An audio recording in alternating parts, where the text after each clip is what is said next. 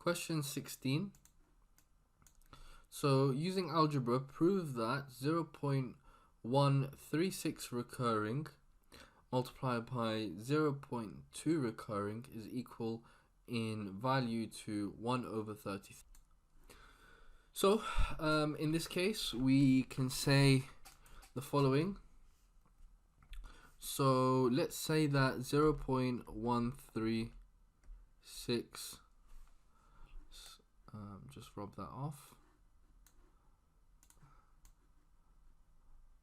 So let's say that 0.136 is recurrent equals x, and 1.36 current equals 10x, and then we keep multiplying by 10 equals 1000x.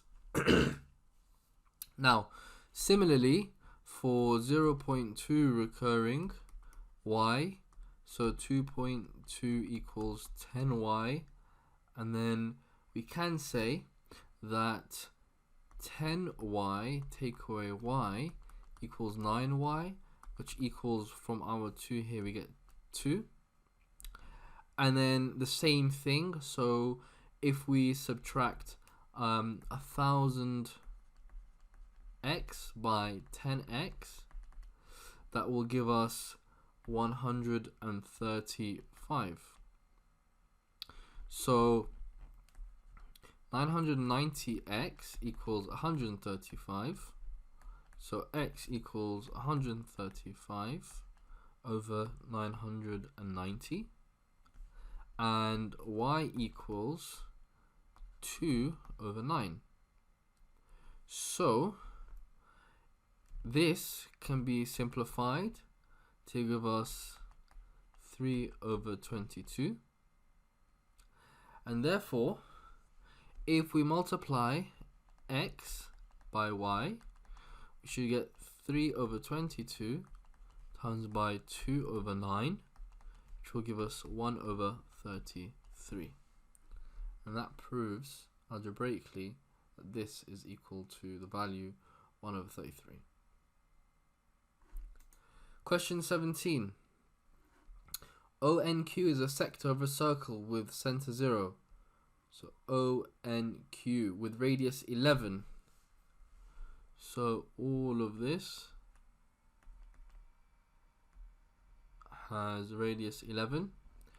A is the point ON, and B is the point on OQ, such that OAB is an equilateral triangle, excuse me. So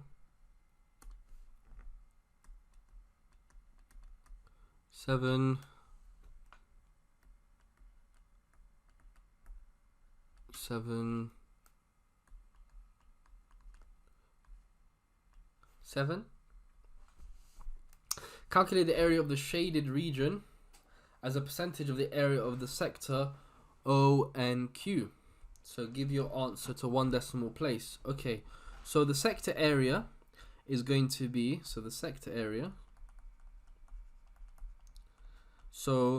we know that we have 60 over 360. So this here is going to be 60 over 360, because we know it's an equilateral. So 60 times by pi 11 squared, because remember we have the area equals pi r squared. We have 1/6 of a circle, so times by pi times by 121 centimeters squared. And the triangle area, which is ultimately what we're going to subtract from the sector area, is going to be a half times the height half times A times B sine 60. So ultimately the area of the triangle is half times A times B times sine C. Just a formula that you will need to know. And then this gives us, using our calculator, 21.217622239. So we know that the shaded area is 121 pi over 6. Subtract our answer, 21.217622239, divided by 121 pi over 6. Ultimately, this is the divided by the area times by 100, and that will give us, using our calculator by putting that in to one decimal place, 66.5%. So 66.5. So again, let's just go through that. We know that this is an equilateral triangle with the sides equating to 7. So we have angles equating to 60. We know that this is 11. Our job is to find the area of the shaded region.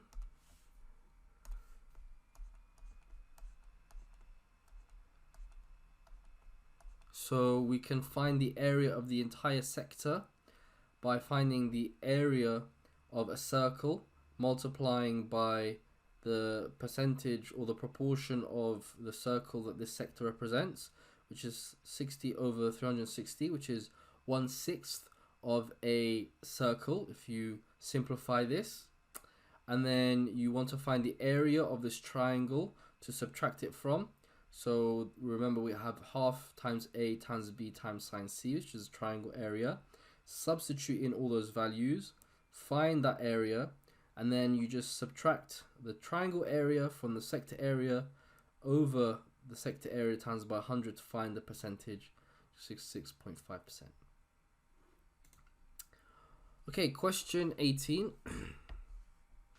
Work out the exact value of x.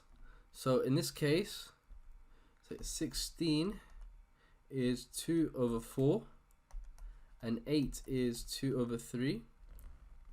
So we can say, instead of 16, writing 2 to the power of 4 to the power of a fifth times by 2x equals 2 to the power of 3 to the power of 3 over 4. So again, just the normal laws of indices. So you get 2 to the power of 4 over 5 times 2 to the x, so it should be x, equals 2 to the power of 9 over 4. And then we can simply get rid of or ignore our bases, so the bases. So we now law of indices, 4 over 5 plus x equals 9 over 4. So law of indices. And then we can take this to the other side. X equals 9 over 4. Take away 4 over 5. And then using a calculator, we get 1.45. So x equals 1.45. So again, changing 16 and 8 to a base value 2, and then writing out its power respectively, substituting it into the equation, which will allow us to use a law of indices to get rid of our brackets. And then we can use the law of indices again to then start rearranging to allow us to get the value of x. Question 19. So it says 2 minus, and then you have these fractions, can be written as a single fraction in this form where a and b are integers. So work out the value of A and the value of B. So this is going to require quite a bit of working out. So I'm going to use my other software. So we had 2 minus x plus 2 over x minus 3 minus x minus 6 x plus 3, and we want it in this format. So we have to find A and B. So the first thing that we can do is turn this 2 over 1, and then similarly as we've done before, we can try and find the LCM. So in this case we can say, well, 1 times by x minus 3 multiplied by x plus 4 is going to give us the LCM. So we can write out equivalently x plus 3. So again, we're just using the same principles as those from the LCM procedure. So x minus 3, x plus 3. So basically, if we were to revert to one step back, we would be able to get our original equation, x minus 3, x plus 3. So you know, if you cancel these, if you cancel that, and if you cancel these, you can revert back to what we have on top here. And then now it's a simple case of just expanding.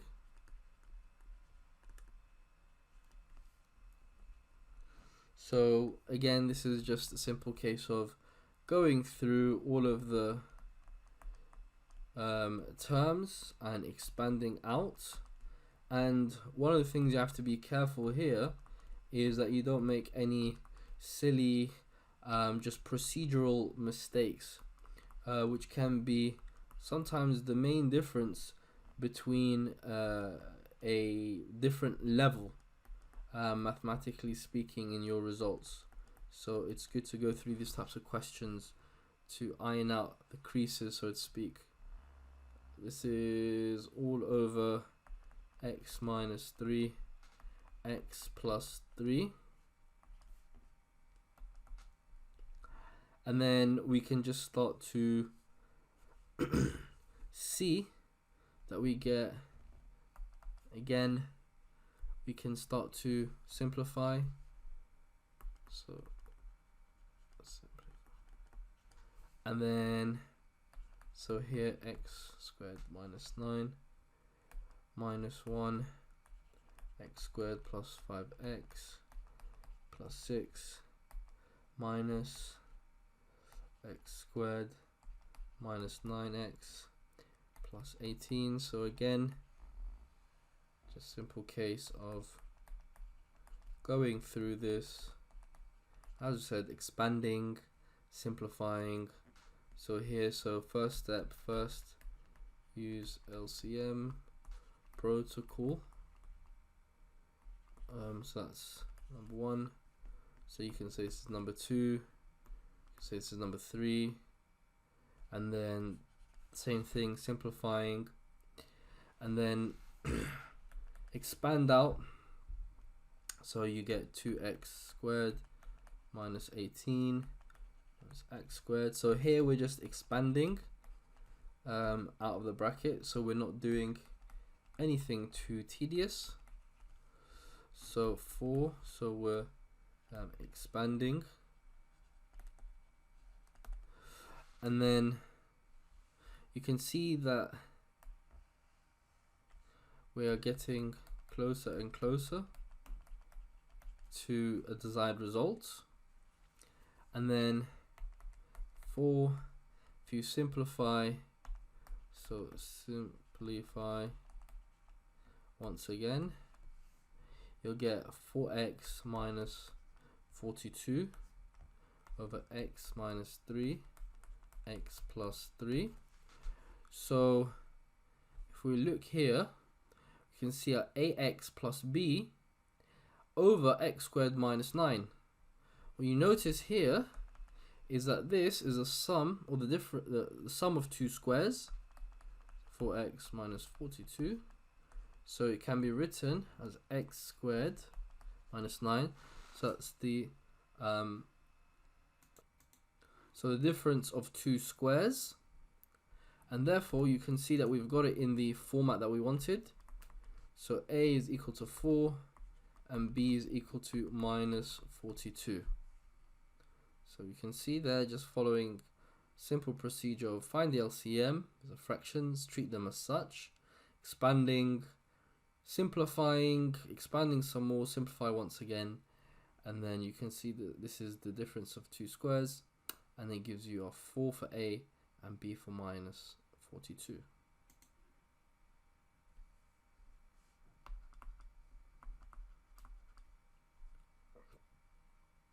Question 20. So it says the diagram shows part of the graph of y equals x squared minus 2x plus 3. By drawing a suitable line, use your graph to find the estimates for the solution of y squared minus 3x minus 1. Right, so because I don't have a calculator, a ruler, you're just going to have to bear with me on this one, because the line will not seem so straight. So if we take this equation here, then we can say that if we split our equation here, so x squared minus 2x minus x minus 1 equals 0, we take this to the other side, x squared minus 2x minus 1 equals x, and then we do the same thing with the minus 1. So I'll write this up here, x squared minus 2x, and then we can say excuse me, plus 3 minus 4 equals x, because if we compute these two, get minus 1. X squared minus 2x, then we have plus 3 equals x plus 4, because we take that to the other side. And then so we can say that if we have this equal to y, so y equals the following, which we've written out here, so that means that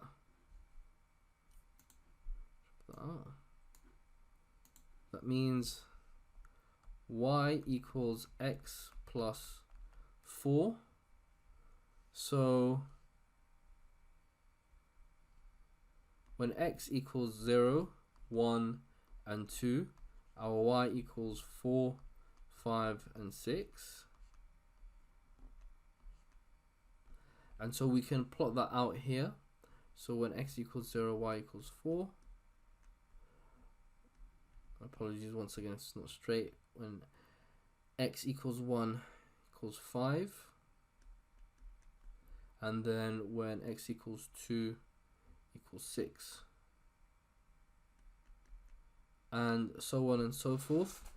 Now again, because I'm not using a ruler, this may not be as accurate as if you were using a ruler, but hopefully you understand where I'm coming from. But essentially, if you cross the line using a proper ruler, you'll notice that the points at which they intersect are going to be minus 0.3 and 3.3. And again, because it's not the most straight of lines, but you'll be able to estimate about those points where it crosses with the curve. So it says for B, calculate an estimate for the gradient of the line at P, of the graph at point P. And it says P is the point on the graph y equals x squared minus 2x plus 3, where x equals to 2, which is here. So where x equals 2, and we can try to figure out the gradient. So again, this is all about having a ruler, but essentially if you were to draw out accurately, you will have a height 3 and a length of 1.4, and then you can use this 3 over 1.4, which is the rate of change, which can be written as 15 over 7 to get rid of this decimal in the fraction, which gives us 2.1 to 1 decimal place. Now obviously, because you're estimating, this can be slightly different in value, so you can have anything from 1.6 to 2.5 as a sensible / reasonable answer.